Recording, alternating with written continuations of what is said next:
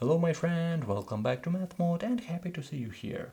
Today we have a really interesting problem. We need to simplify this expression. We have square root of 121 minus square root of 120 and we have one really big square root outside right here. So how can we solve it? On the first side the answer is 1. It looks like we can subtract right here 121 minus 120. It looks like 1, but this is the worst way I ever seen, so forget this way and we need to find a really good trick how can we solve it. First of all, we know that 121 we can find this square root because this is table square root, because we can write it as 11 because 11 times 11 121. So 11 minus square root of 120. So I hope you understand this step. This is our table case. Okay, let's go next. What about this 120? Because this is a prime number, so we need to simplify this. How can we work with this? Let's write it as a product. So we have 11, and let's write this 120 as, for example, 4 times 30. So let's write it in this way.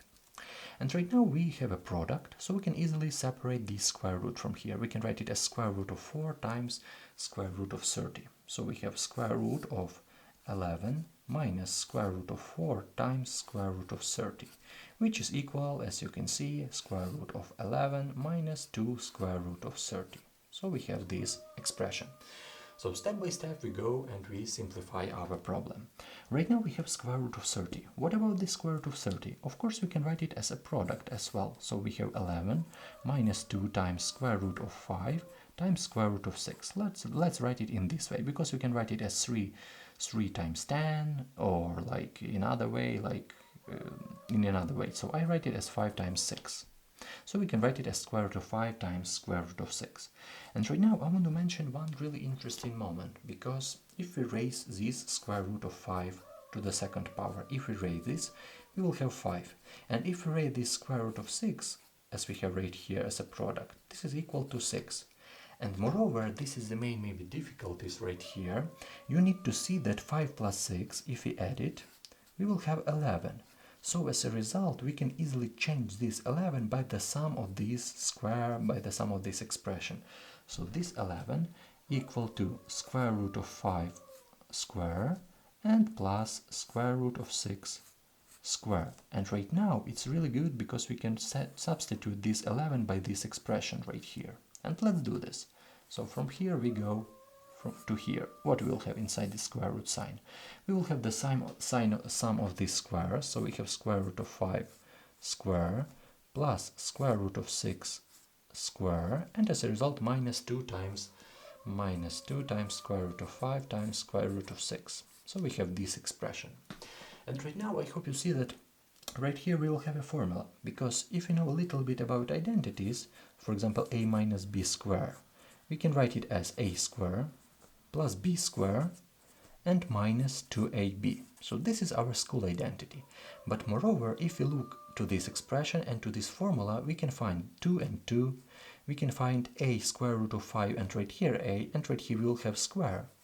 So square root of 6, we will have b, we have square root of 6 square, we have b square, so all elements we have right here.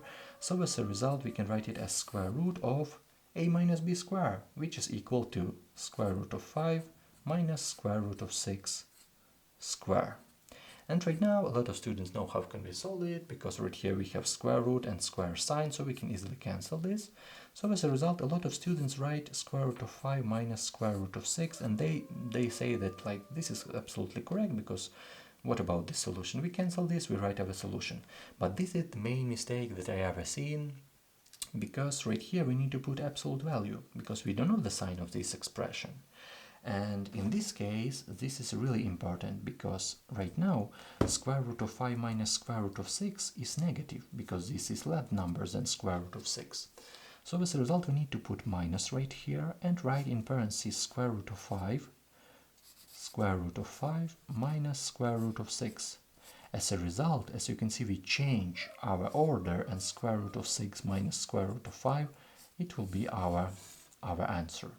So this is the main maybe difficulties right here, because a lot of students forget about this absolute value right here. We don't need to forget it, because for example, if right here we will have 5, so square root of 5 plus square root of 6 will be our answer. But right here we have minus, so we need to work with this minus. And of course, with this solution.